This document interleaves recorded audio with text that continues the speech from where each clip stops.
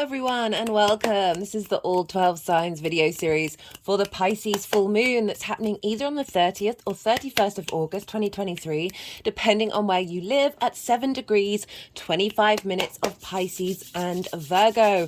I will be reading for Gemini and Taurus in this video. My name's Chloe. I work with card divination, astrology, and I channel energies through my body. It's just one of the ways that I channel.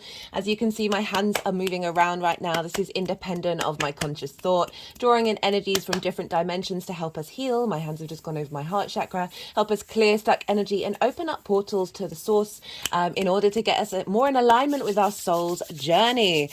Right, so I've done a collective reading for this full moon. That was wild. It was really quite, there was a lot of channeling, a lot of messages coming through. So I really do recommend that if you want a sort of a more bigger, nuanced understanding of what this full moon is going to be like for you in general. Did some tarot, collective oracle cards. The cards are sort of around here on the deck, on the table right now.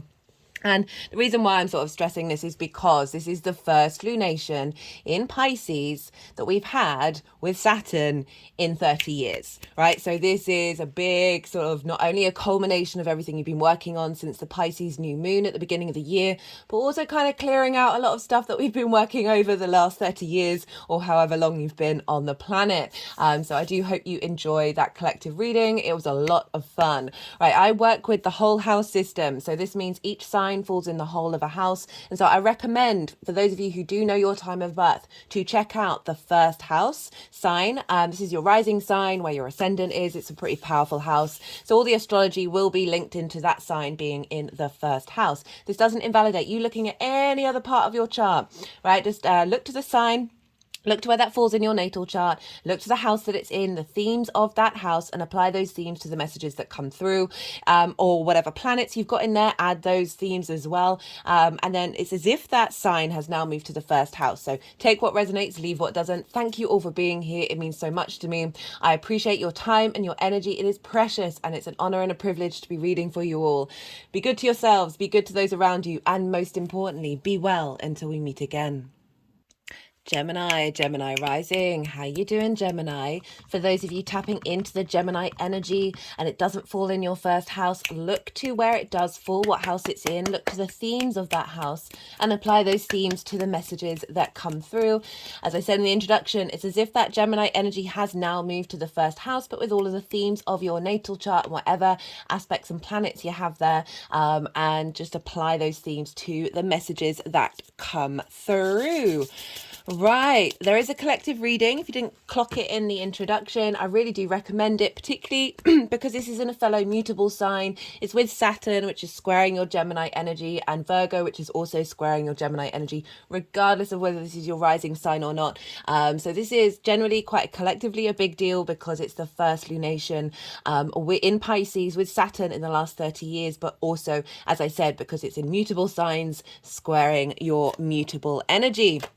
So regardless of whether, let me start first. I am pulling cards for 3 piles. The first pile is the energy leading up to this full moon. So this can be as not only from the new moon in Pisces that we had on the 20th of February 2023, so closing up that part of the 6-month cycle, but also, as I said, this is kind of encompassing a lot of clearing out and culmination of the last 30 years since the Saturn has been in this sign. The second pile is for what the energy of the moon itself is being drawn down, and how this energy is the third pile is manifesting moving forward. So regardless of whether Gemini is your rising sign, this moon and the sun in Virgo, they are squaring your Gemini energy. Squares are an aspect of Mars. This can bring about conflict, drama, frustration, trying to win at all costs, a bit of drama, I always like to say that when these things do show up, they are helpful tools and lessons to understand, okay, what kind of drama is important to you? What kind of conflict's important to you? Do you need to win? Is there an element of compromise that can come in? So whenever we get this square energy, so this is a 90-degree angle, and you push your fingers together, push them really hard, and feel that friction, right? Feel that tension. That a square, right, it's dealing with 2 signs that are mutable, or fixed or cardinal. when it's in its own sign. And so this is like you're different elements, you're different you're not Gemini words, what's happening to my words? Gemini, you are yang, day in nature. Pisces and Virgo, they are both yin, night in nature. So you've got a different nature, you've got a different element, but you're the same modality. So you both think you're right? So this is where the conflict can come in. This is where that sort of martial war energy can come in, of bringing back that drama because no one wants to back down. And this helps us understand what we want to compromise on and what's really important. No one wanting to back down, and the Nine of Wands comes out of like constantly being on the defensive. So it's about learning about what's worth compromising for and what isn't.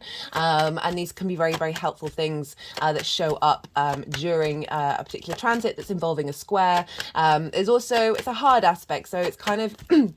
It takes a couple of hurdles to get over, but once you do, right, the other side of a square is friction. Without friction, we wouldn't, this 3D linear time frame reality construct that we're very consciously aware that we're in, wouldn't exist in the way that we're aware of it, right? So without friction, atoms wouldn't rub up against one another and create time and space. So squares are big, powerful manifestation energy. Even if it does take a couple of times round before it gets established, you are building strong foundations with this lunation, particularly for Gemini rising, or any other mutable rising sign, because these are all in angular houses.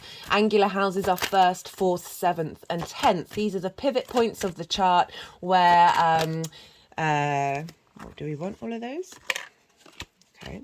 These are pivot points of the chart that act as a sort of foundational structure for the rest of the chart. They're very, very powerful. They can show up on the main stage. So this is quite a powerful lunation for all of the mutable risings. And Gemini, this is particular because this is all squaring your 1st house. Both Gemini and Sagittarius, you both have these what's called a T-square. So we've got the opposition between the sun and the moon, and then you're down here, right? So the square aspect is 2 squares, opposition 2 squares, the Gemini here. And we always look with a T-square, so the shape of a T, we look to the end of the T to see the release point. So for Gemini rising, the release point is you, right? The 1st house is how you embody your sun or your moon in your actions and your deeds, depending on if you've got a day or a night chart. And this is your... Just going to pause. I'm really sorry. So this keeps happening in these readings, that it's not happening outside of the readings. Like I'm getting this really slightly annoying tickling in my throat, and it's very much Mercury. It's very much linked into the Mercury retrograde. So I do apologize if I'm going to stop and start, because the tickling can get really loud, and I'm very mindful of not coughing on camera.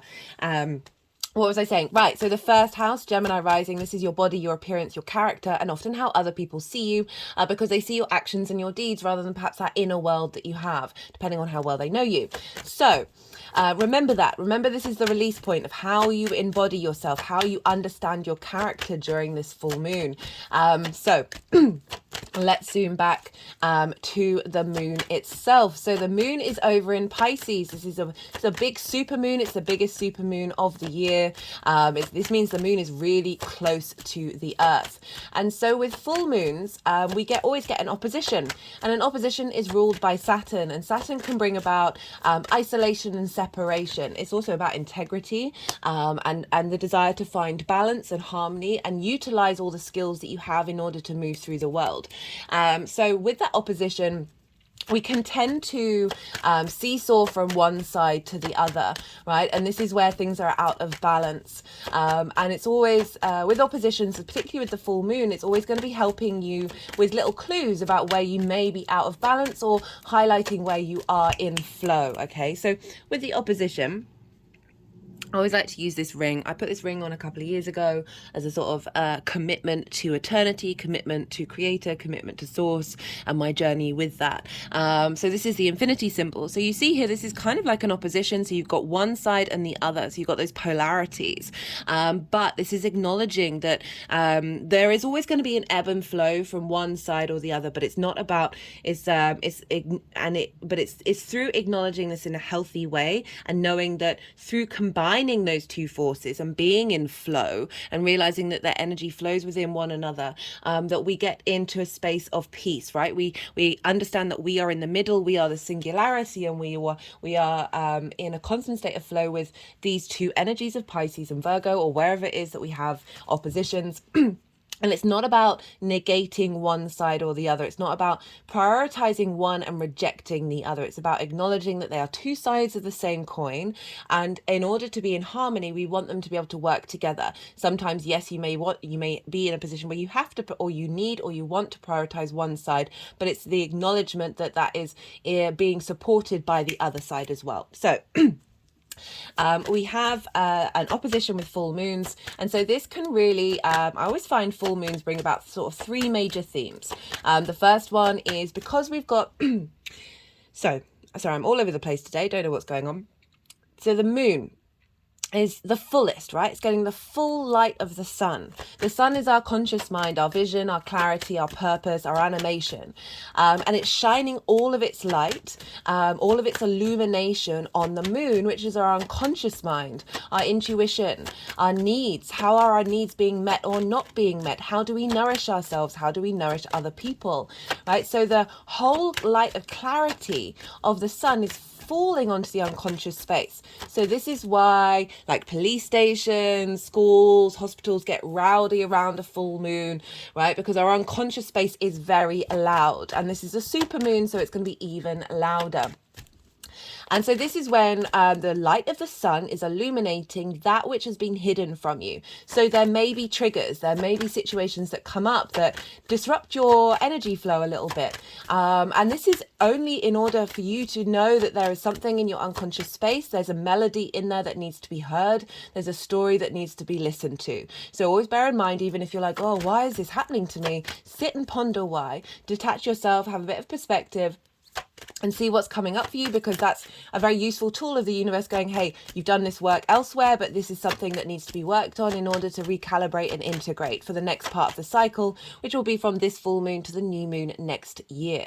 Also, another thing that may come up, situations may come up that you've worked on, right? And you're like, why is this shown up? I thought I've changed my frequency around this. I thought I've worked through this. Why is this now still showing up? Well, sometimes we can work through things on a sort of perhaps more mental level, and we think we've incorporated that and we've integrated that, but we actually need a full rounded holistic integration. And this is when the universe will come along and provide you with situations that in the past would have potentially sent you triggered, sent you flying, really disrupted your flow, and so this is a time when those situations can show up in order for you to walk through them and operate in a different space. So this is showing your emotional body and your physical body that you are at peace with this. You are calm in this, even though it's a previously disruptive triggering situation, you are no longer being triggered. So you're now integrating all the different energetic bodies together in order to let you know that that is fully integrated. So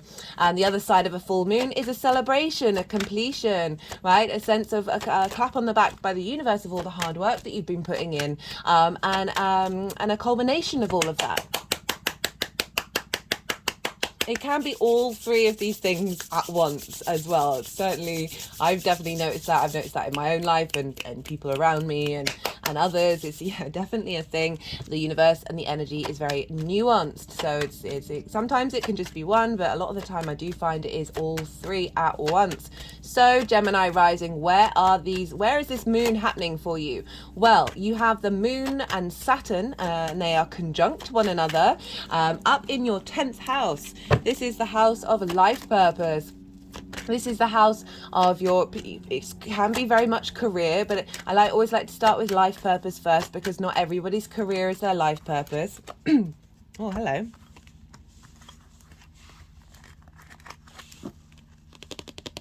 Not everyone's career is their life purpose. Sometimes a career helps facilitate that life purpose. So it's kind of like the North Pole inside of you, your guiding star, the magnet that pulls you through life, that you are here to express, right? This is the most visible part of the chart. This is where your sun is at its peak on the day that you were born. So it's very visible, very expansive energy. It's about your career, your life purpose, your reputation, how the big outside world sees you. So it's the thing that is pulling you forward. And so Saturn's been there for a while. If you haven't checked out the Saturn in Pisces series, I do recommend it. There's 2 parts to it so far. The first part, I break down big themes around Saturn, big themes around Pisces, big themes of Saturn in Pisces. The second series is all about the retrograde. Saturn's going to be retrograde until the beginning of November. So we're very much going on an inner journey with this moon, and a culmination of perhaps intentions that you've set around, oh, where am I headed and what am I doing and how do I bring this into fruition? And so, as I said, like, or perhaps things that trauma responses and limiting beliefs and trigger responses that may have been blocking you from being able to manifest in your life purpose. And so, as I said, that can show up, as well as situations that have previously knocked you for 6 but are no longer doing so.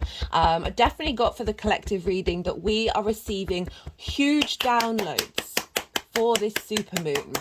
Right, Saturn is all about karma, right?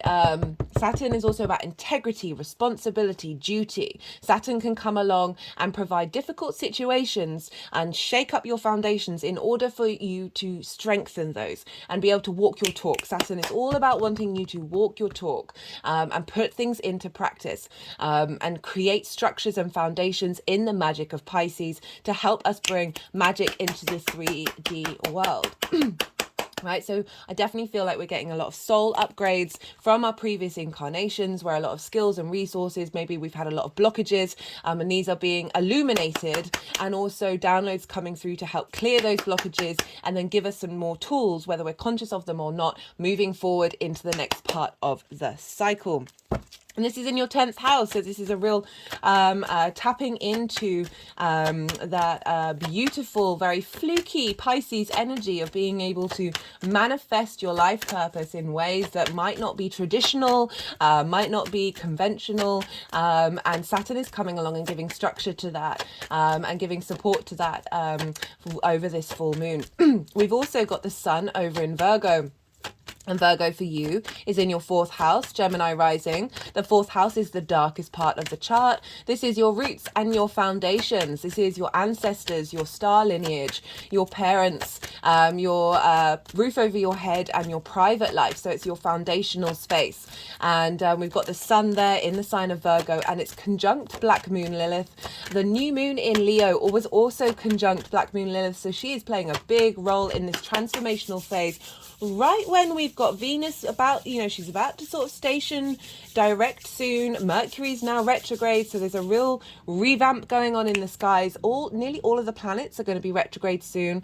Jupiter goes Venus stations direct just before Jupiter goes retrograde. So this means that Venus and Mars are going to be the only 2 planets that are moving forward for a chunk of time. And this is we're really are being called to find some space and time to absorb the downloads that we've been getting. Right, retrogrades are very good at helping us understand the nuances of something in order to come up with new solutions. And Lilith, right, so I keep going to pick up the deck and they keep putting it back down. So I'm just wondering, maybe you've got all the cards that you are meant to have right now. So Black Moon Lilith is, I love the mythology around Lilith. Well, it's a difficult one. She's very nuanced. She's been a scapegoat for a lot of difficult situations the human species has found themselves in. And I honor and respect the energy that she brings into the collective. But in a nutshell, the theme around Lilith for me that's the strongest is that imagine being told you cannot do a thing by something or someone that is doing that thing, and you sit with that and you're like, you become objective and you go through everything. You're like, I cannot find a single good reason why I cannot do that thing. You go and have a chat. You say, hey, let's talk to each other, being to being, with respect, honor, and integrity. Let's have a conversation about this rather than a blanket no. And they go, no, it doesn't matter what we say. It doesn't matter what you do. This is always going to be the way. And that's it. That's it. Job done. That's the end of the line. No more conversation. Now, Lilith is going to pack up her bags and leave rather than stick around because she's tried and this person's been flat out, no, this is never going to change. So Lilith energy is here to help us shift and move through hypocrisy, through hierarchical structures that don't work. It's not about hierarchical structures that do, right? Some do, but those that don't work, and biases that distort reality. Right, so she's really about liberation and embodiment in this 3D world from a very empowered way of being like, okay, I'm out, right? I've tried. I want to be treated with respect and dignity and honor. This isn't happening. I'm gone, right? And going to go and live her own life. So this very independent energy that is helping us clear distortions, right? Conjunct the sun, the vision, the clarity that we're getting in the sign of Virgo. It's very much about clearing blocked energy in order to facilitate flow in the 3D world. So this earth energy is being transmuted by the sun, and Lilith about distorting realities that we have in the 3D world that is blocking the magic that is our karma over in Pisces.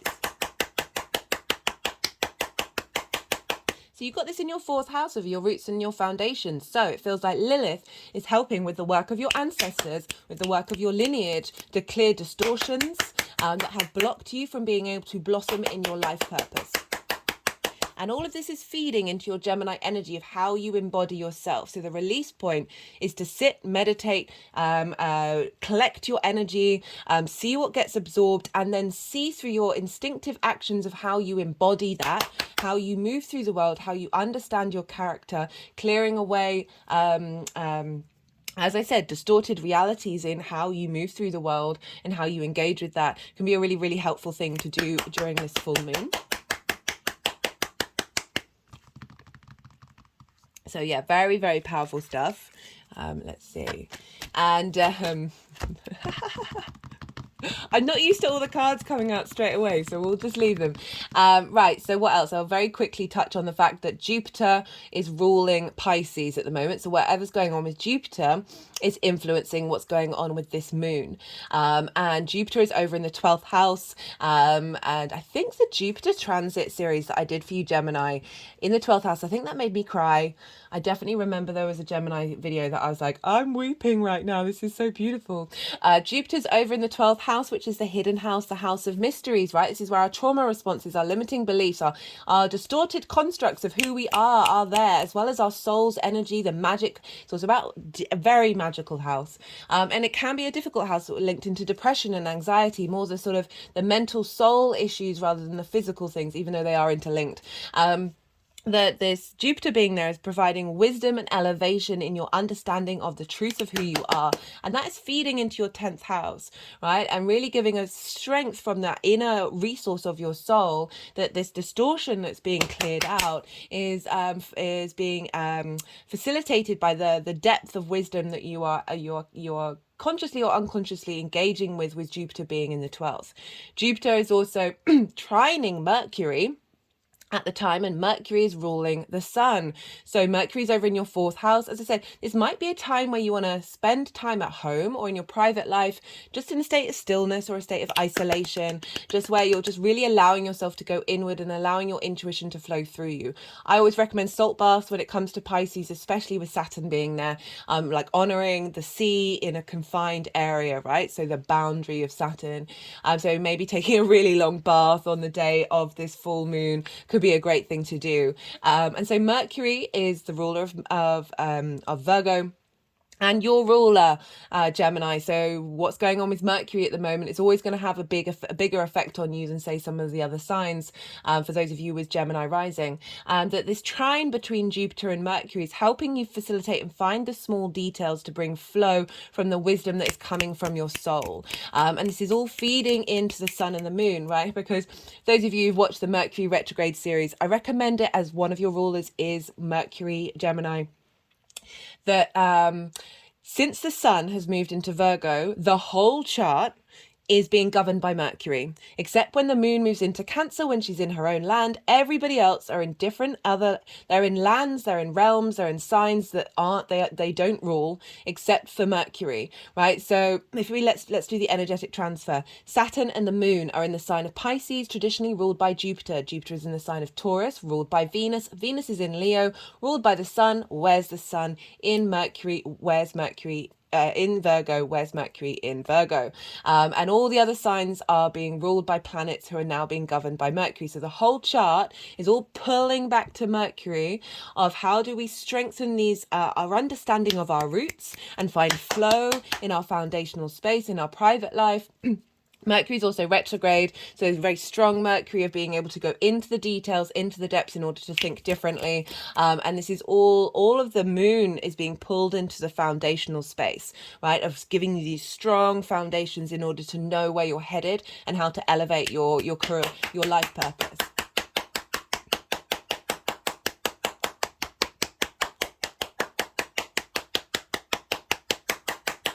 Look to where your sun and your moon are, because this will add on a layer for you personally about what's going on with this lunation. So wherever your sun and your moon are, the houses that they're in, those themes, they can crop up with this lunation. Okay, right. I've said everything that I wanted to say. So I'm going to go quiet. You've just had the Yang Day side of the video where it's all stimulation, action, go, go, go, go, go. Gemini, you're used to that, right? So now we're heading into the yin night energy. This moon is very yin night. We've got a lot of earth, we've got a lot of water. So this is about the rest, the digest, letting it all settle, being in a state of observation, nurturing, cultivating something before taking direct action. So I'm going to soften my mind and go quiet. I'm going to let the energies do the energy work that they need to do, as well as moving the cards into the 3 piles. And then I'll come back round and I'll bring in the tarot with the astrology, and I ask you, call you if you feel so inclined to soften your mind as well. Don't try and figure out what's going on. Don't try and put the pieces together. Just let it all digest and see if you get any intuitive hits. If you don't shame yourself. We're all on our own journey. Never, ever, ever compare the way that you interact with source energy to anybody else. You are always co-creating, even if it doesn't look like the stereotypical ways that you believe it to be, right? Or shake off that ideology.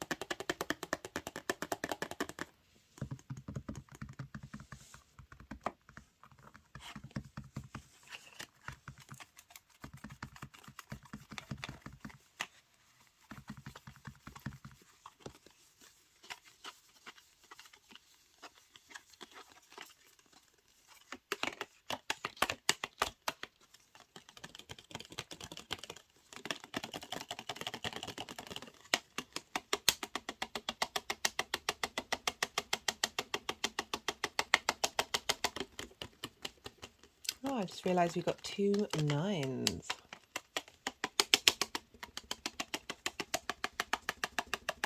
And the Hermit's a 9 as well.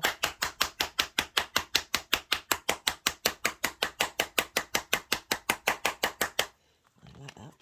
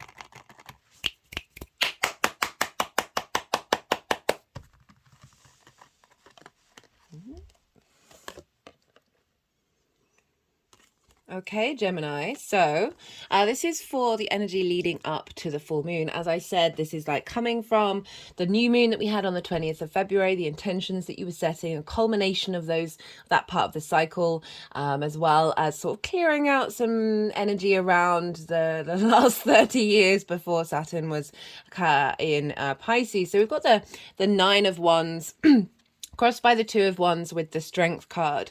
So the Nine of Wands is kind of like the wounded warrior, right? So it's a very defensive mode, very sort of seeing attacks everywhere, whether they are there or not, right? But very loyal, very dedicated to the cause, but exhausted, right? This is an exhausted framework that our culture cultivates, right? Of feeling the sense of scarcity, of not feeling supported, and feeling all alone, right? So this is, it's wanting to go this way, which is kind of saying that you've been transitioning from this energy to having that in reverse, where that's no longer the case. But the fact that it's still sort of midway is saying that this is a process that you've been working on, but it's still present in your life. And that's doubly confirmed by the fact that we've got the Two of Wands, which is kind of getting the lay of the land. Right, so it's a real long-term manifestation energy. You're not quite starting on your journey yet, but you're figuring things out. You're working out, where are you headed, what are you doing. You see here they have the world in their hand, but they're looking out to the horizon of this new adventure.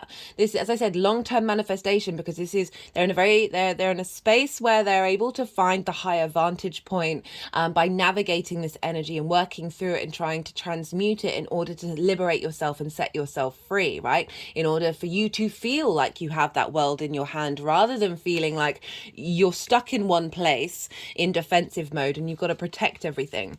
It's coming with the Strength card. This is another pause card. So these are both kind of pause, limbo energy, right? The Strength card is Leo. You have Leo in your sign of communication, right?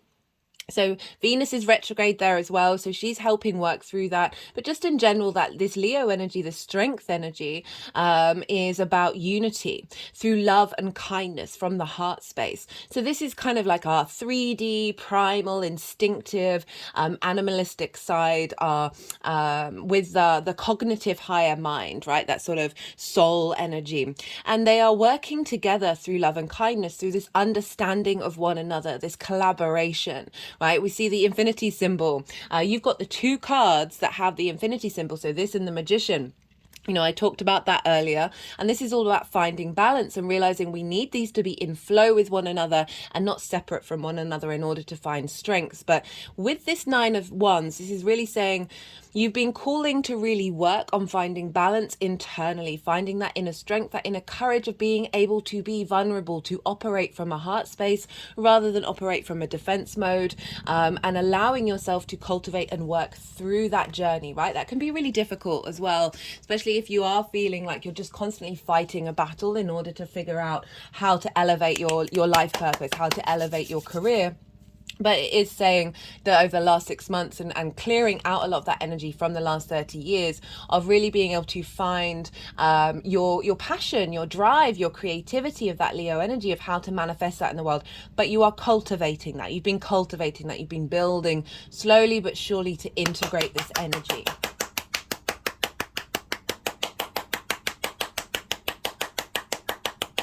What I really like about the combination of the Strength card is, right, the animal kingdom, we can look at that of like pure survival. We need food, we need shelter, right? And we're on this loop of that, whereas bringing in that sort of that higher mind, that sort of that soul energy of really, and then that source energy of combining that of like, there is a middle path. There is a way of moving through that, rather than fixating on one side or the other. I'm not a fan of like, just focusing on the 5D, ignoring the 3D, trying to ascend to the 5D. I think it's all about a combination of the two things, and that's where we find heaven on earth, right? That's where we find, I mean, we're already in it. We're just living in this weird illusion of this very trapped, heavy energy, and we our souls have signed up in order to navigate that and work through that and find a beautiful balance to exist on this gem that is the world, right? And really flourish in it.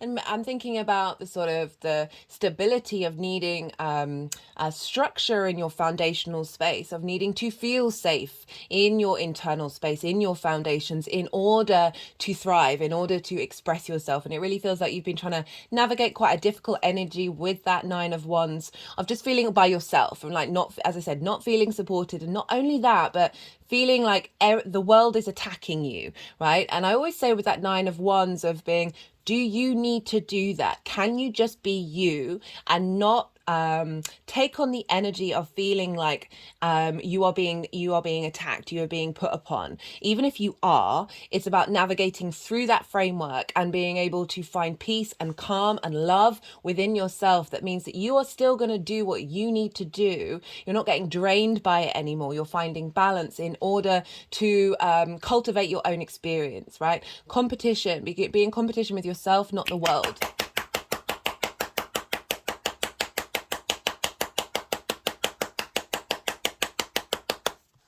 For the energy of the moon itself, we've got the Hermit, which is the Virgo energy, and we've got the Nine of Cups in reverse. I love this combination of what's coming down with the moon. Is the Hermit is about deep internal wisdom, right? It's got the star and the lantern of acknowledging its own star journey, acknowledging the ability that it has to teach itself, right? And to share that wisdom through a sense of maturity. So very Virgo in energy of facilitating the 3D world, like engaging with that earth energy, engaging with the spirits, your ancestors, that are here to support you, that are here to bring you inner wisdom, that is always within you, right? So the Nine of Cups in reverse, I love the fact that it's in reverse because it is really saying you have all your wishes fulfilled within you. Right, the reversal sometimes for me is very much the inner journey, right? The Nine of Cups, yes, it is the wish fulfillment, the genie in the bottle, but I always like to point out all these cups. Imagine that all your cups are full. Every area of your life, it's as if those wishes have come true. It's as if there's a sense of abundance, a sense of gratitude of being in the 3D world. Very, very powerful energy. But because it's in reverse, this is what the energy is bringing into you, drawing. Remember, not only is Saturn retrograde, but Mercury's retrograde, and this is the energy that is drawing in is helping facilitate this inner space, this inner peace, right? So we've got two nines here, and sorry, two nines, three nines, including the Hermit. So it is really reconfirming that you're shifting from this dynamic of the Nine of Wands to realizing that you have that abundance within you. You have all these skills and emotional connection, right? That Piscean energy. You're able to provide gifts for yourself in where you're headed in terms of your life purpose. This can be linked into your career, about your ability to bring ease, bring a sense of flow in the way that you move through the world. But you have to really harness what we're really calling to you is not about looking outward, not about being on the defensive. The Hermit is very comfortable and confident being itself, and not taking on board what society thinks or on board what other people thinks, and just very able to cultivate its own inner wisdom.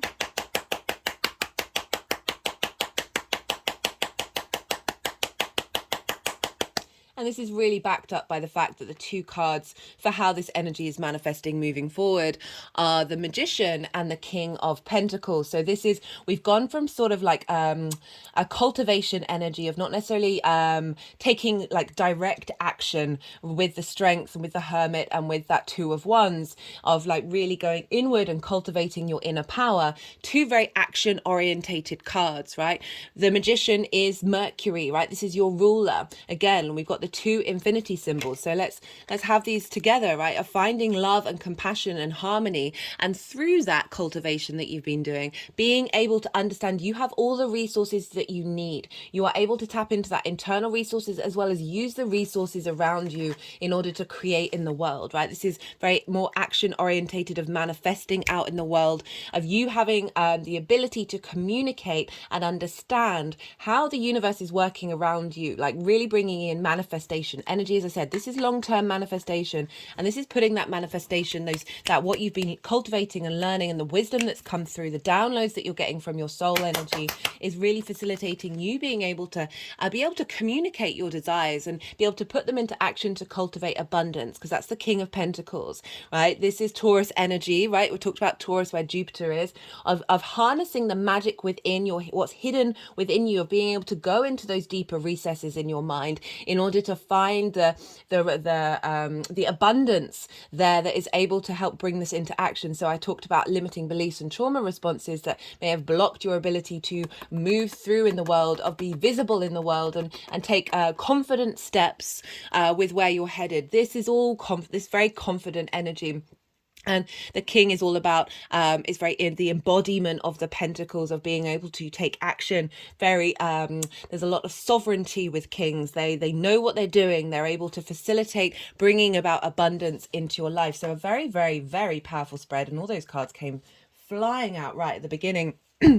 Of wherever you're at with your life purpose, you're going through a transition phase, and I still kind of feel like that's kind of lingering, but this full moon is helping you integrate and understand wisdom and a sense of gratitude and abundance in the emotional body that you have, and being able to be very confident in who you are without needing to seek outside approval, or you're moving past this sense of feeling attacked. You're able to let that flow through you. The Hermit is very confident in its own space. And this energy is being drawn down in order to really clear this out and bring in this sense of, you've got this, you can take action, you know what you're doing, and you're very much in command of it. Like not to second guess yourself, not to really allow that sense of conflict, or however that manifests for you, to block your ability to take action, right? This is really saying this is being shifted in order for the next part of the cycle to bring about manifestation.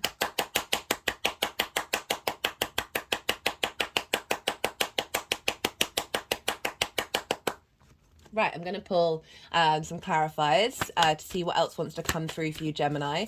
This is the numerology deck. All the decks are in the description box if any of them take your fancy. Oh, no, the deck's being funny, so they obviously want to do something.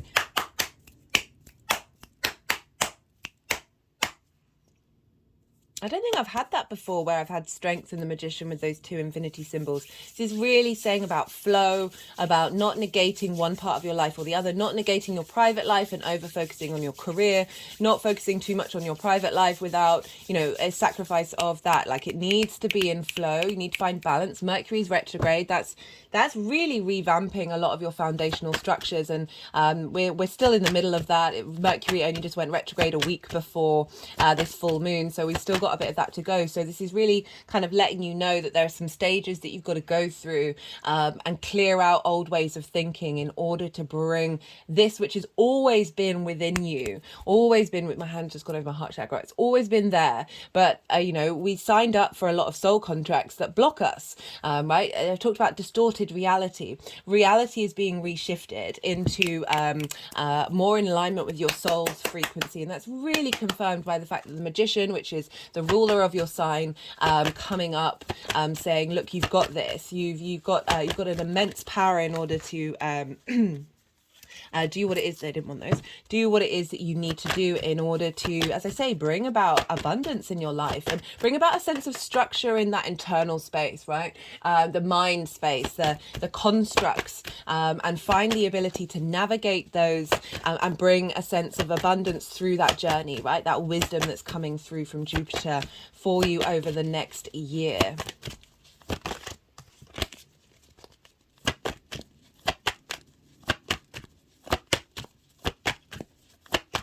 I'm just going to go with the other deck, because that deck's, I can just feel that that's not wanting to come out yet.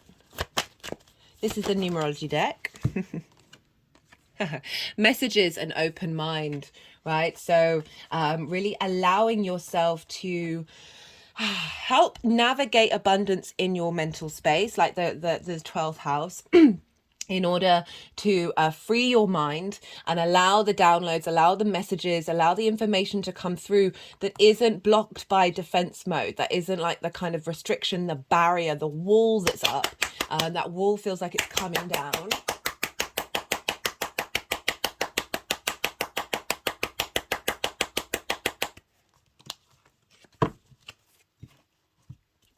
Okay, one more from here.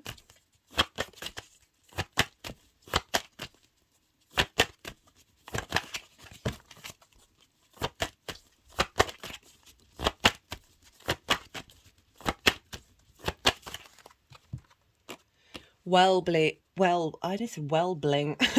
well-being, awareness, right? So really being able to see things clearly for the good of your well-being.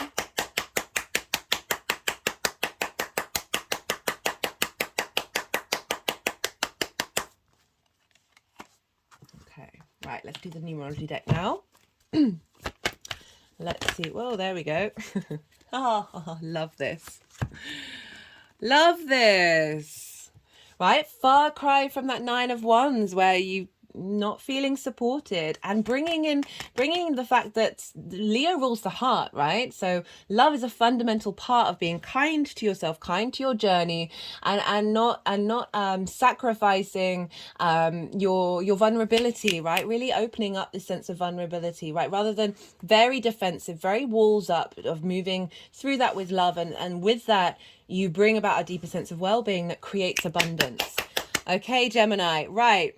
I really love this reading. That was the cards came flying out, which I always love. Be good to yourself, Gemini. Oh, forgot to mention, if this resonated, don't forget to hit the like button. I always find it frustrating having to say that all the time. It's just like, everyone do what you need to do, right? Right. Be good to yourselves, Gemini. Be good to those around you. And most importantly, be well until we meet again. Taurus rising. How you doing, Taurus? For those of you checking into the Taurus energy and it doesn't fall in your first house, your rising sign where your ascendant is, look to the house that it does fall in your natal chart. Look to the themes of that house and apply those themes to the messages that come through. If you've got planets there, look to the themes of those planets as well. And then it's as if that Taurus energy has now moved to the first house, but with all of the meanings of where it is in your natal chart. Take what resonates, leave what doesn't. Regardless of whether Taurus is your rising sign or not, this Pisces full moon is happening in this is sextiling your Taurus energy. Okay, so a sextile is an aspect of Venus. Venus wants to bring about creativity, appreciation, value, harmony, a sense of connection and love, right? So they have one thing in common with one another. So there are three main things signs can have in common with one another. You've got the yang, yin energy, the day, night energy, then you've got the element, and then you've got the modality. So the baseline is there, whether it's yang or yin. And both of these signs, Taurus and Pisces, that you are yin, night in nature. So your fundamental baseline you've got in common, okay? But different elements, different modalities, which means this is where the brainstorming comes in. This is where there's a sense of connection and playfulness, and a sense of, oh, this is a bit different, but it's familiar to me, and I'm engaging with it and I'm enjoying it. There's a bit more flow. Venus is a benefic. Sextile is a soft aspect, so it's free flowing, soft, easy energy. It's not trying to trip you up.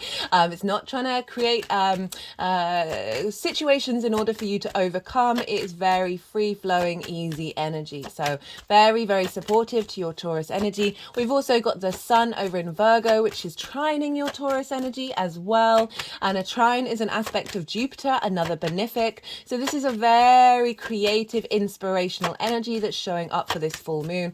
A trine, so unlike the sextile, the trine's got two things in common. So it's got the baseline, both yin, night in nature, both earth, but different modalities. So this is where the inspiration, wisdom, and expansion comes in, because there's a deeper sense of familiarity, but coming at it from different perspectives. Taurus is fixed, Virgo is mutable. And so is Pisces. So there's this mutability that's helping you navigate that which is fixed within you, both strengthening the power within you, as well as shifting and changing that which you may have stuck by that is no longer serving you. So very, very supportive. As I said, Jupiter, another benefic, wants to help you out. And so there's wisdom, elevation, and there's a sense of confidence coming in with that. And through that, we get the luck, opportunities, and abundance that come up with a trine. So I'm pulling cards for 3 piles. The first pile is for the energy leading up to this full moon. This is coming from the new moon that we had in Pisces on the 20th of February 2023, and this is like closing out a part of a 6-month cycle, but it's also linked into the fact that this is the first lunation in Pisces with Saturn for 30 years. So it's kind of a culmination of everything that we've been working through for however long you've been on the planet in the last 30 years of that particular Saturn cycle. So there's some heaviness, there's some big stuff going on. This moon's very, very powerful. It's a super moon. It's closest to the Earth. It's a moon that's closest to the Earth this year. So it's really got a lot of the downloads that are coming in are very loud and proud, right? I've done a collective reading. If you want to go check that out, I talk a lot more about the astrology. Also got a lot of channeled messages that came through for us all collectively. Pulled some collective tarot cards, as well as went through the oracle cards that are here on the table. Really enjoyed that reading. It was a very playful, very fun, there was a lot going on in that reading. So the second pile is the energy of the moon itself. What's being drawn down into this big full moon, this culmination of something, and also helping instigate that energy and for the next cycle that will take us up to the new moon next year. We've also got the third pile, which is how this energy is manifesting moving forward and how it's all coming together. Right, so full moons. These I've noticed that these show up in like 3 major ways. The first way, so let me talk about a moon, the full moon. It's an opposition, and oppositions are ruled by Saturn.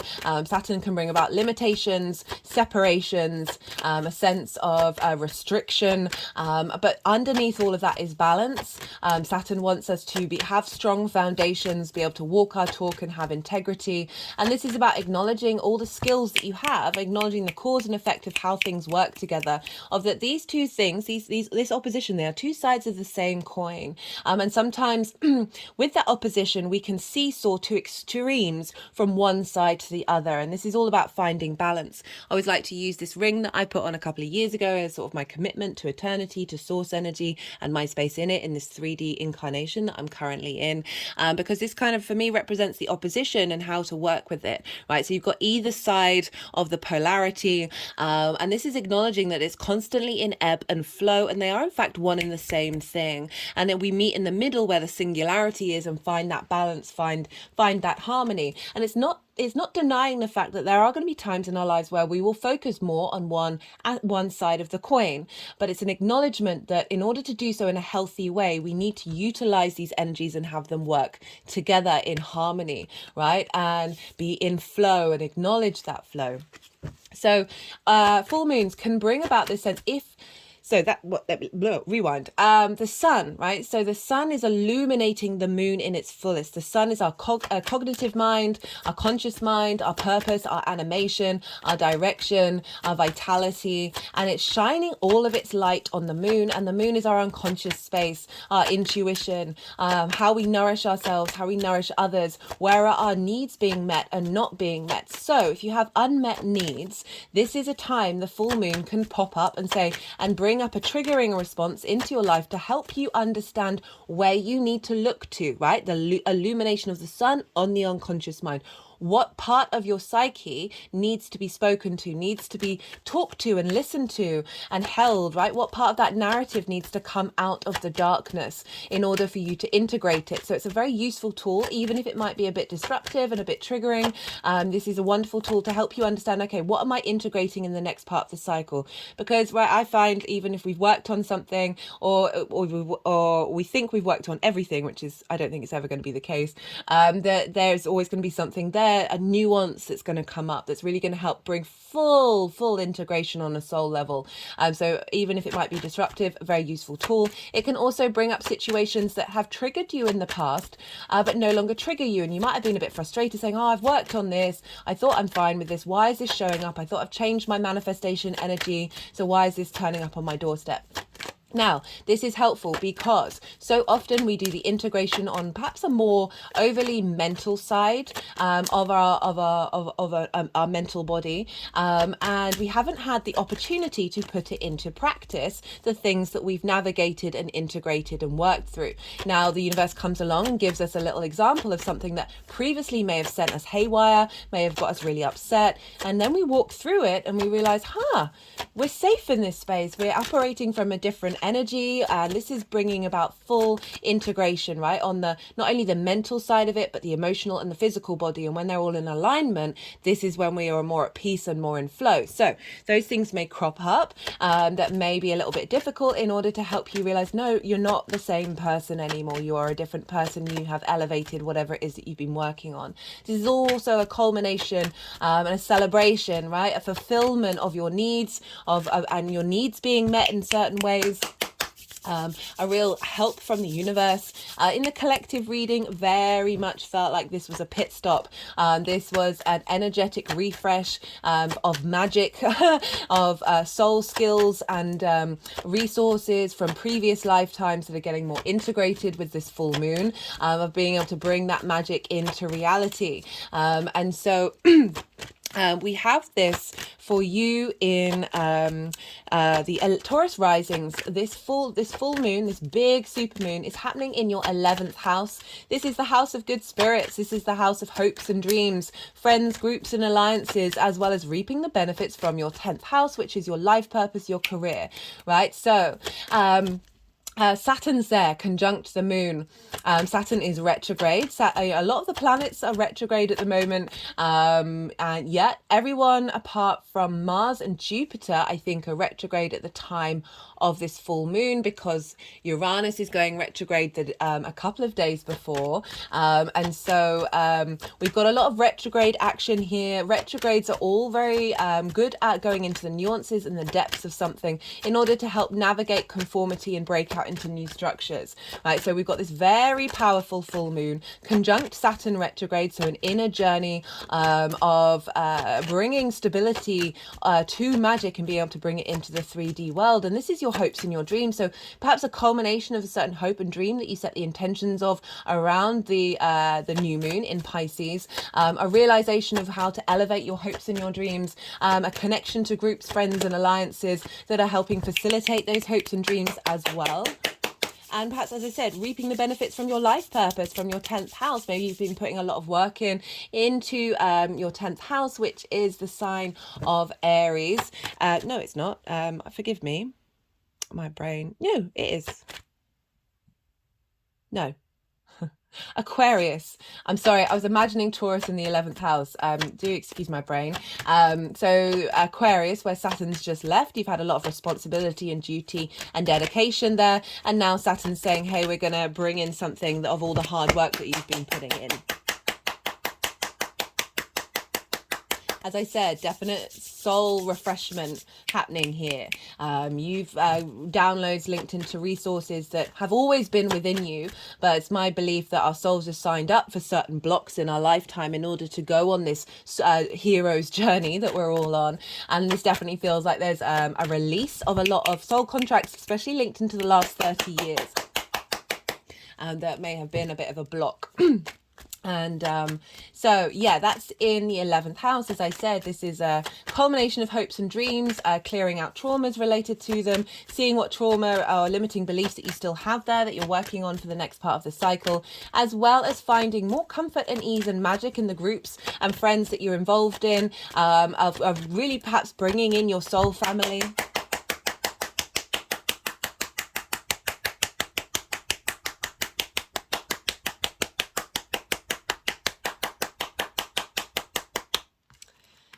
And helping you reevaluate and renew your connection to moving through groups and alliances, right? And the kind of people that you're both drawn towards and the people that are drawn towards you. And a real boost around that. And so the sun, so right, that's conjunct Saturn, right? So Saturn can bring out limitations, frustrations, and restrictions, but really Saturn just does this, all of this, in order to get you to walk your talk. It get you to say, are you all about that life, right? Are you going to do what you're going to do based on your integrity, or are you going to sacrifice that? And Saturn can bring up limitations to make sure you're really ingrained this sense of independence and power and authority in the way that you move through the world and the way that you tap into your hopes and your dreams. Don't give up. Right, Saturn can bring out limitations in order to test how much you're going to give up on what really truly matters to you. Okay, and this might be clearing out situations around perhaps the groups and alliances that you may be engaged in, not understanding your hopes and your dreams or not connecting to them, that this is opening up a space for you to keep walking your path. Despite all of that, and then bringing in, as I said, I mean, they really like the soul family energy coming in, that whatever difficulties you may have been navigating, responsibilities and duties around that there is now a lightening of the load. There is now a strengthening of the load that you may still have to carry, but it feels light, it feels different. So sorry, I'm just pausing with the deck. Yeah, the deck's been different with every reading. It's been quite fascinating. With the Gemini reading, they came flying out. Yeah, we're not so much with you, Taurus. We'll see what that's all about. It's not negative or positive. Oh, hello. Hello, Page of Wands. Right, so where is the sun? The sun is over in your 5th house. So this is also a really good house. This is the house of joy, right? This is your creation energy. And this is about everything I'm going to say afterwards stems from that creation energy, that sort of that ability to bring things into being and the motivation behind that. So this is fun, amusement, play. This is the pleasure principle, romance, short-term dating, as well as children. And children can link into things that you birth into the world from a creative point of view, right? So our creation life force is very, very powerful, and the pleasure principle can get a bit twisted and can focus more on the sort of the sexual side of things. Yes, that's a very powerful part of the human experience, but we tend to prioritize that over the fact that we can find pleasure in pretty much anything that we do, finding that joy, finding that creativity in every single moment. Oh, I've got an energetic release at that one. And the sun is there, and the sun is conjunct Black Moon Lilith. Now, the new moon in Leo was conjunct Black Moon Lilith, so she has been playing a very prominent role in setting us free and liberating us.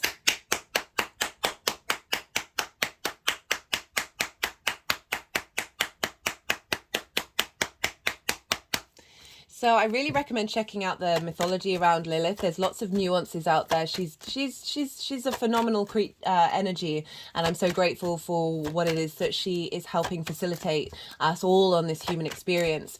In a nutshell, imagine being told that you can't do a thing by something or someone that is doing that thing. And you sit with that and you go through every possible reason and you try and be as objective as possible to figure out why you can't do that thing. And you cannot come up with a legitimate reason. I don't know if you can hear that music. You cannot come up with a legitimate reason, and you've really racked your brains about it. So you go and talk to this being, this energy, whatever it is, and you say, hey, let's have a conversation. Let's treat each other with respect, honor, and dignity, and talk this out, because this doesn't really make sense to me. I've tried to find why this is the case, and it just doesn't feel right.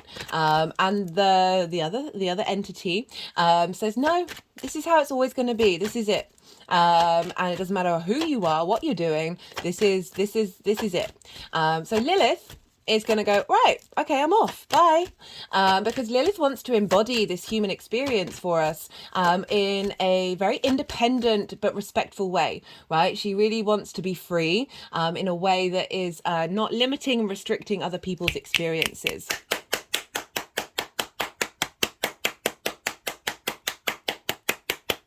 And so when she comes across hypocrisy, hierarchical structures that don't make any sense, or biases that distort reality, she's going to take issue with that. She's going to be like, this isn't for me. I'm out, right?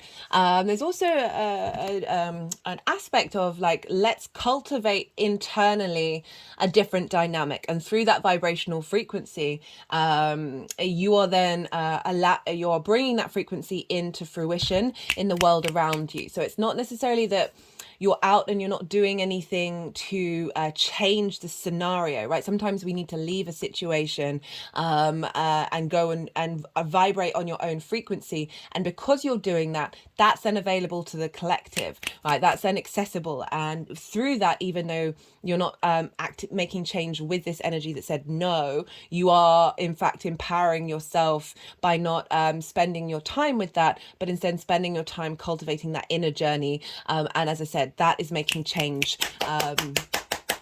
for everybody. But the main thing that's come up with that one is the distorted realities, which I'll talk about. So this is in your 5th house of... Whoa, okay.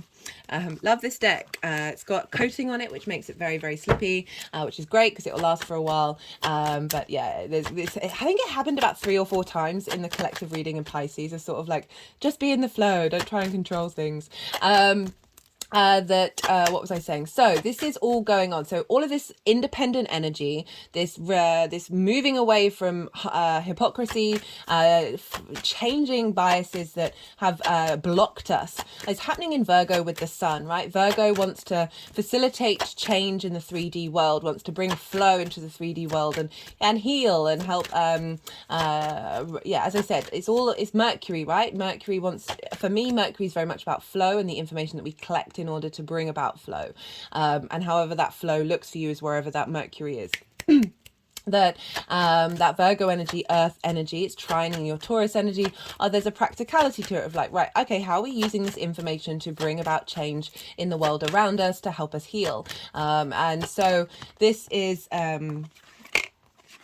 we've got that creative energy, any distortions around your pleasure principle, any distortions around you being able to bring things into being and you being able to find joy in the world, is being cleared out by Lilith, that's feeding into the sun, and all that sunlight is then feeding into this moon in your hopes and your dreams. So bringing about a change in the way your unconscious space looks at your hopes and your dreams, and that's where the downloads come in, right? So I said in the collective reading, I've definitely got the message that we're getting a lot of downloads from our soul resources, right, that have always been within us that have been blocked, right? And Lilith is helping clear out those blocks. Saturn's giving structure and integrity to your intuition and your unconscious mind, providing foundations and structures in order for your hopes and your dreams to be brought into being.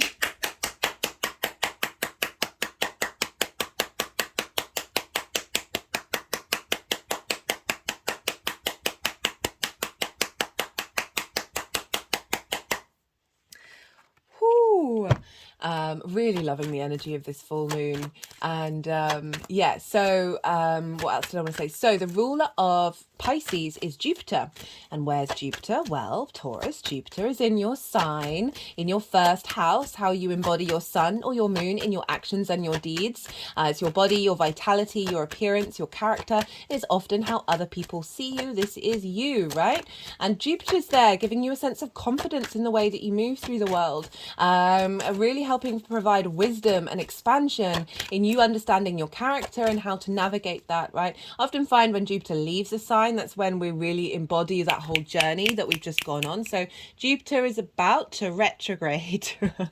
So it's around 15 degrees at the moment. And so it's going to go retrograde. So we've got this very strong Jupiter of being like, right, it's really nearly at the point of when it's stationing direct, very powerful energy. I think that's on the 4th of September. That this deep internal wisdom, you're about to go inward, right? This full moon is amazing because all the planets other than Mars and Jupiter are retrograde at the time of this full moon. So retrogrades are really instilling new direction and new ability to find depth and change.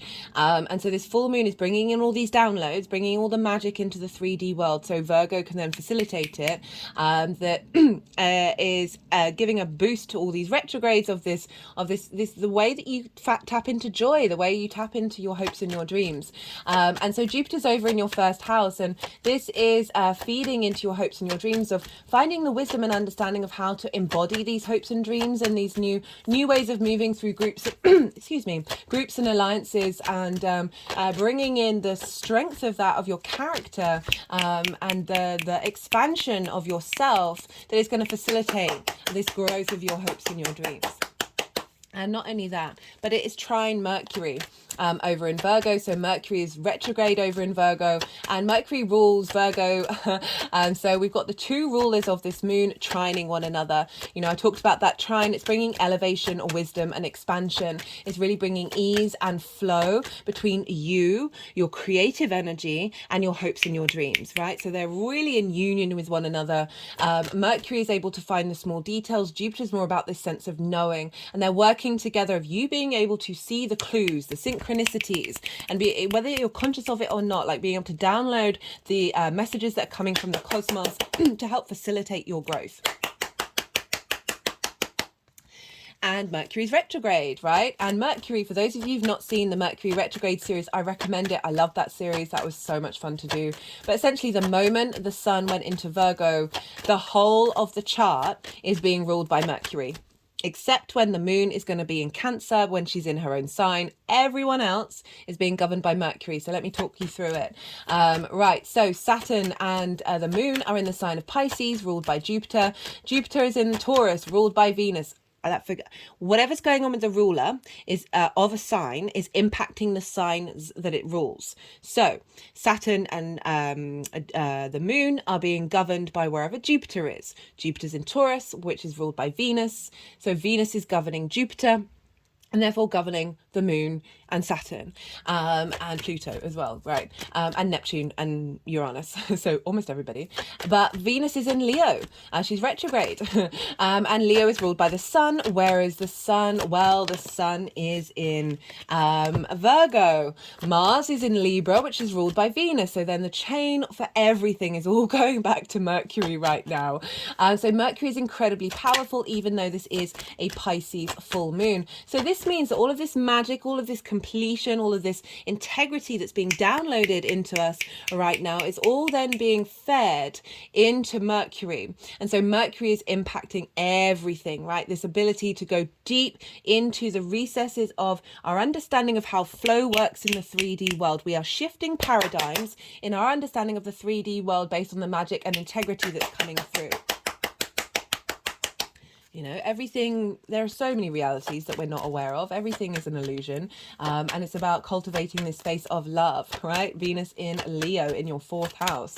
That's a very powerful, powerful transit. If you've not seen that transit series, even though she's nearly out of the retrograde phase, she's going to be in shadow until I think it's the 7th of October. And this is when... this is starting a big new 8-year cycle. She retrogrades the least out of everyone. So that retrograde series is still very relevant to what's going on right now, and really cracking open our heart. I'm just so in awe of the astrology. It makes me very happy. Okay, so the two rulers of this moon are in trine with one another. We've got this beautiful supportive sextile and trine happening with... to your Taurus energy, so you're being very supportive to be, let's get creative. This is yin night energy, so I would say maybe meditate, maybe just spend some time cultivating something, maybe not like all go and allow your intuition to bubble up and build up and come out. I always say with Pisces, especially with Saturn being there, have a bath, sit and meditate in it, listen to music, listen to frequencies that bring you joy, do whatever is right for you, obviously. But you know, this moon is calling for flow, right? This moon is calling for a slowness, a slowing down in order to absorb the beauty of this moon, right? Look to where your sun and your moon are in your natal chart. Look to the houses that they're in and the themes of those houses. So those themes can crop up for you around this full moon. We feel it in the lead up. We're definitely going to feel it afterwards. And so this is going to add on a more personal understanding of how this moon is showing up for you on a personal level. All right, I'm going to go quiet now. We've just had the yang day action side of the reading, all stimulation, all go, go, go, go, go, lots of information, like the extrovert side of it. And now we're going into this yin night energy, this rest energy. Without rest, we go mad. We need that time to process, to let it all settle, let it all digest, to cultivate, to be in a state of observation, to nourish, and perhaps strategize of where we're heading next, right? So I'm going to go quiet. I'm going to soften my mind. The energies are going to do some energy work, and they are going to move the cards into the piles that they need to be in. I ask you and call you to soften your mind as well. Don't try and force an understanding to come through. Just let it really soften your mind and let it all digest. You may get some intuitive hits come up. If you don't, never ever shame yourself about the way that you connect to source energy. You are constantly in a state of co-creation, whether you're aware of it or not. So never have expectations, and just open yourself to the abundance and the love that is the fundamental of the universe.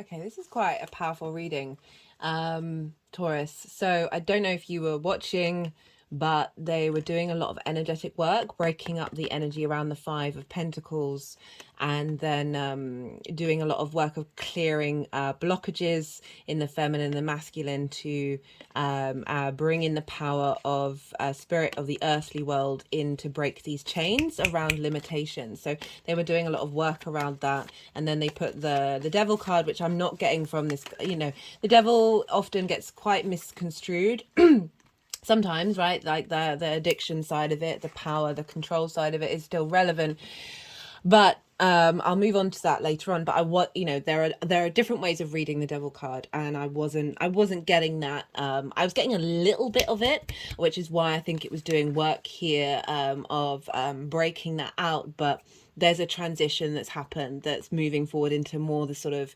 very earthly power magic of the Capricorn devil energy. So the lead up to this full moon, as I said, from the new moon on the 20th of February this year, also through 30-year cycle of Saturn, right? And Saturn rules Capricorn. We've got the Five of Pentacles and we've got the Page of Wands. The Five of Pentacles represents scarcity and loss and a lack mentality of feeling left out in the cold and not feeling supported, and having that mentality for quite some time, right? You see here these figures, their clothes are falling apart, right? They've clearly been in this situation for a while or been in this mindset. So you may have felt a sense of not feeling your hopes and dreams, you've been able to manifest them or being able to bring them into being, not feeling supported by your friends, groups and alliances, or perhaps even your career in order to facilitate these hopes and dreams. This is a sense of heaviness. There's a sense of frustration that you've been battling with and you've been working with, because we've got the Page of Wands, and the page is very excitable, it's very creative. Pages are useful energy. They've just got a hold of the wand, they've just got a hold of their element, and they just want to bring a new way of looking at things into being. Right, they're messengers. They bring in new ways of thinking, and they bring in information and context that helps you change your mind. So these two combined really does feel like you've been trying to put a fresh new face on the way that you work with this energy, perhaps integrating it, sitting with it, working through it, and really shifting gear, right? Fire is transformational energy. Fire is linked into spirit, this ability to transform, to bring about new ways of engaging with your passions, that is moving away from the Five of Pentacles. So there's a real sense of creativity and curiosity coming in with the lead up to this full moon, of like you've instigated a new dynamic.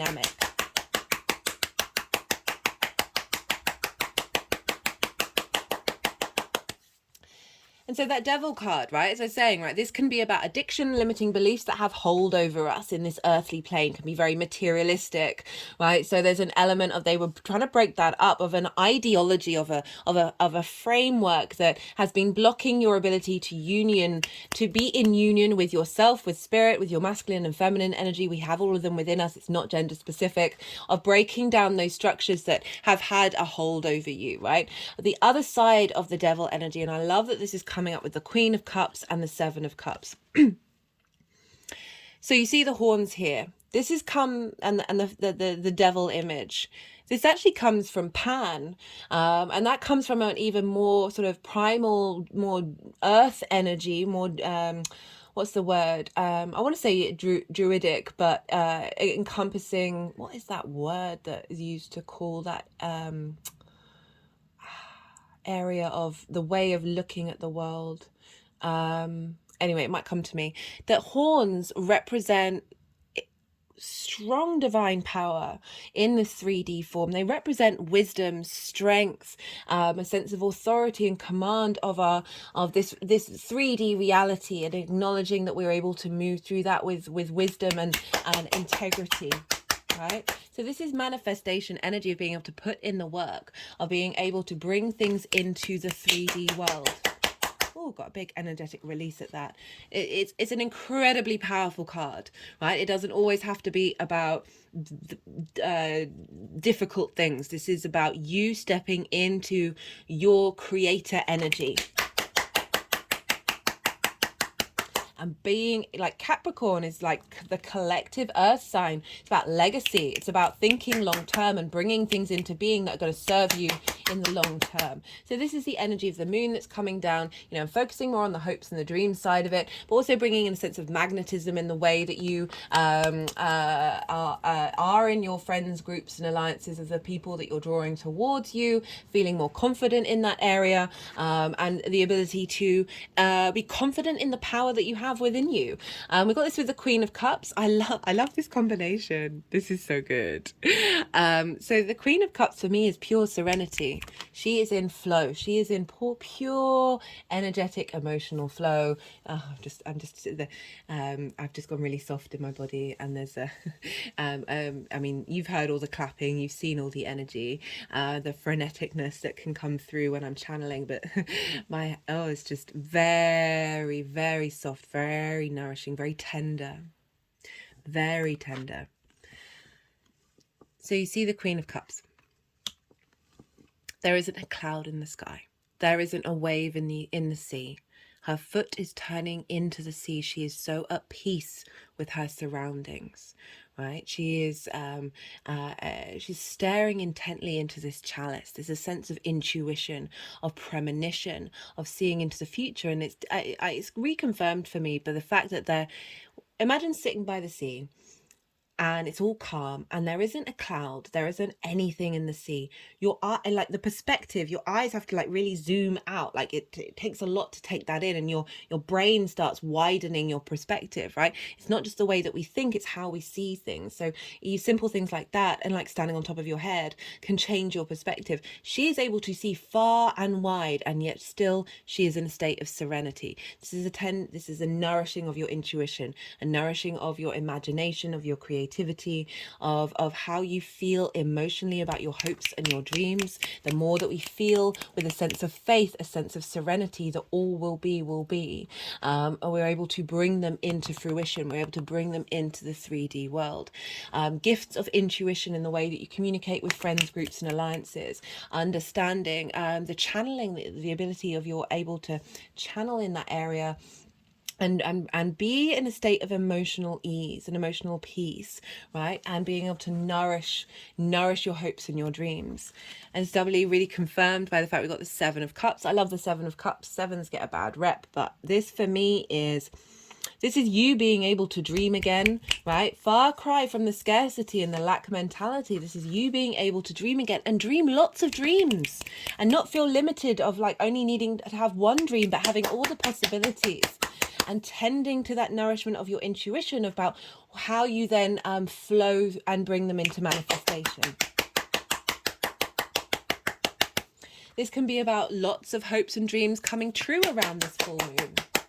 I also really link this card into channeling, right? We can channel in, well, I believe we're all channelers, we're all healers. It's the power of the human being, that we're able to bring in lots of different possibilities of your way of understanding how to, you know, if we link this into your creative energy, where that Sun and Virgo is, of you finding joy in lots of different areas of your life. And through that joy and through that sort of ability to connect to the source energy and move from a place of joy, you are able to bring things into being.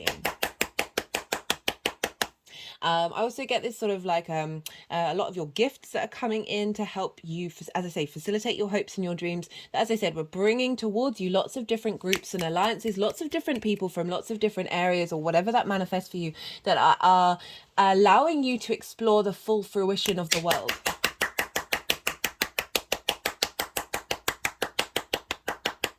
And again, reaping the benefits from your 10th house as well, of getting things that you've wanted, that you put your hard work into. But it's really, really instilling your ability to nourish and create in the 3D world, of bringing those hopes and dreams into fruition. Okay, so what have we got next? We've got how this energy is manifesting moving forward. We've got the King of Pentacles and we've got the 10 of Cups. So Queens are more nourishing energy. You've got this sense of opportunities, of this energy coming in. And now we've got some action coming in. So King of Pentacles. This is kind of like the Devil card. But there's there's the Devil card is very primal in its energy. So that very primal energy is coming through, and now you're able to bring this into being, into the 3D form. There's a sense of structure here with the King of Pentacles. This is Taurus energy. This is your energy, Taurus, of being able to bring abundance into manifestation, right? So kings take action. They've embodied the feminine of the nourishment, and now that masculine energy is able to, with all the wisdom and support and intuition of the Queen, be able to take action that is from a very healthy, embodied, integrated place.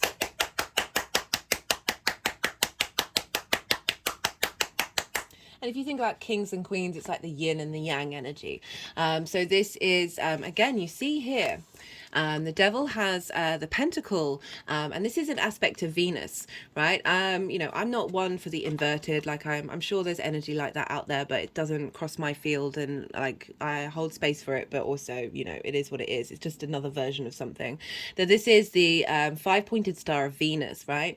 And this in reverse is being able to bring that energy inward. This is about creating upwards, and this is about you drawing that energy internally.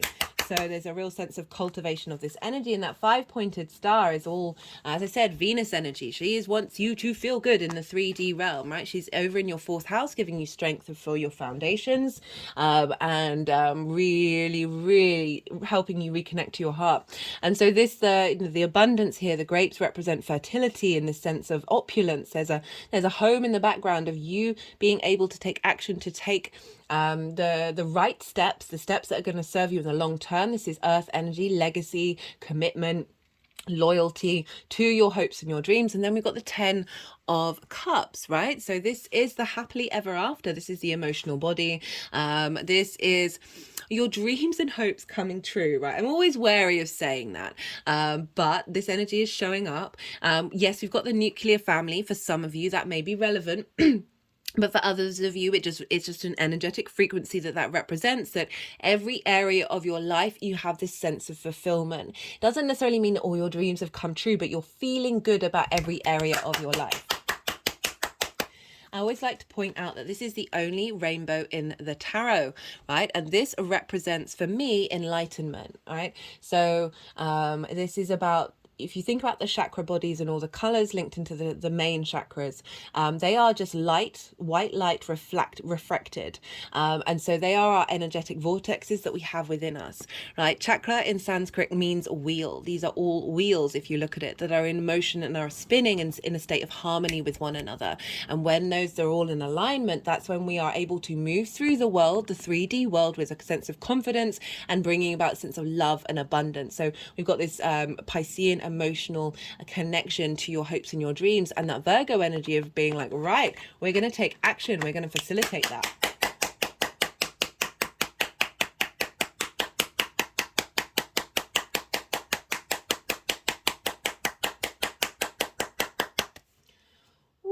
Okay, right, I'm going to pull some clarifiers. I enjoyed that reading. I liked what they were doing with the Devil. That felt really good. Okay. Let's see what wants to come through for Taurus. This is the numerology deck. All the decks are in the description box if any of them take your fancy. Let's see what wants to come through for Taurus in relation to this gorgeous Pisces full moon. What's coming up?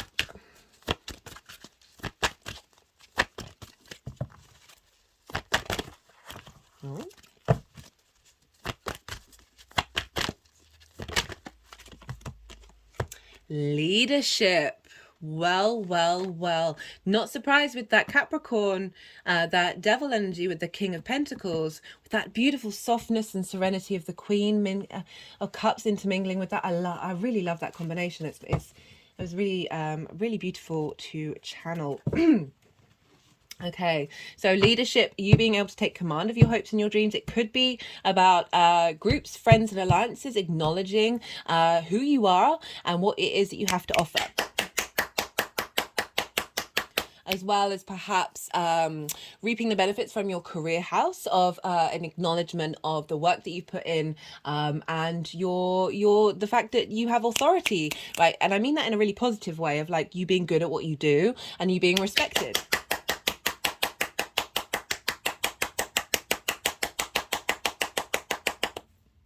Okay, let's pull something from the First Light Tarot. Let's see what wants to come through. Okay, excuse me, guys. That's just gone on the floor. They did not want that one. Whoa. That one came flying out. Soul identity, family, right? I was saying about drawing towards you, your soul family. We're all in this together, guys. Teamwork makes the dream work. Even if it's energetically, and it's just that you're getting more guides come in, more guides support coming in energetically for you to help you bring your hopes and dreams into reality.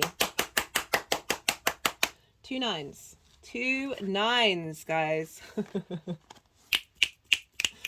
Okay. Okay, I just want to do one more from the First Light Tarot. Got Chariot. This is Cancer. This is drive, determination, ambition, emotional control, right? So you have Cancer in the way that you communicate in your day-to-day, your local community. There's a sense of willpower. There's a sense of you being able to do the things that you need to do and put them into motion on a day-to-day basis, right? So third house is communication and things that you do on a day-to-day basis. So really being able to bring this energy into the sign of Cancer, into that that third house for you, Taurus rising. Okay, let's do one more card, otherwise I'll keep going because I'm really enjoying this message. Right, what's coming through for Taurus? Final card.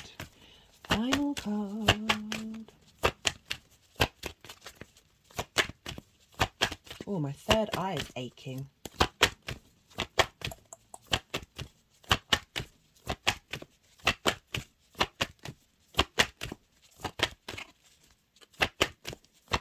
Final card.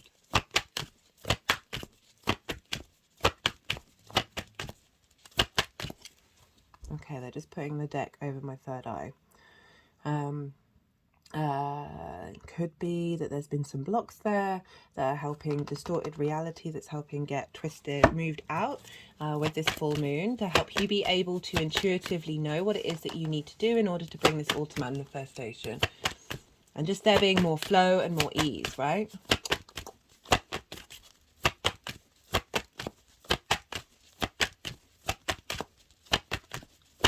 Maybe they don't want this.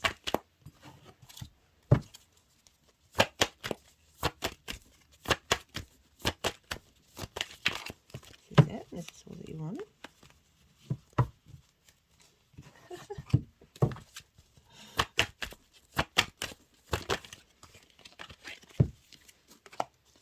Okay. Got rebirth and environment, and they want abundance too. Okay, so you're getting all the cards. So we're collectively going through this shift, this energetic shift with that Saturn lunation, a re-understanding of your environment and bringing about a frequency that where you are able to feel serene and embody your own 3D power in order to bring about the people that you need in your life, the things that you want to bring into manifestation. And then we've got abundance coming through as well, which is just reconfirming everything that I was already saying of the fact that there is a big shift happening here, and you're getting an understanding of your internal soul environment with your soul family, that's reconnecting, your frequency is reconnecting to your soul family. Okay, Taurus, I'm going to leave it at that because, as I said, I could keep going. I hope this resonated. I enjoyed this. This was a lot of fun. If it did, don't forget to hit that like button. Be good to yourself, Taurus. Be good to those around you. And most importantly, be well until we meet again.